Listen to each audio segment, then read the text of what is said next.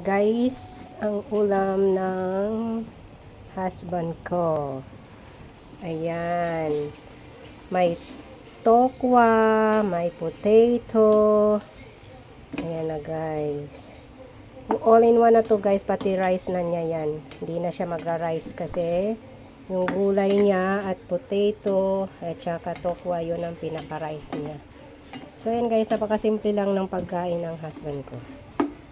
Simpleng luto lang yan. Ginisa ko lang yan sa sibuyas and then oyster sauce. So ayan na guys, may lasa na. Ayan guys, may bell pepper. So napakasarap talaga niya guys. Complete stricados. Ayan, luto na. Malalaking shrimp yan. Complete ricados. So ayan guys, ang ganda, ang sarap. Complete color.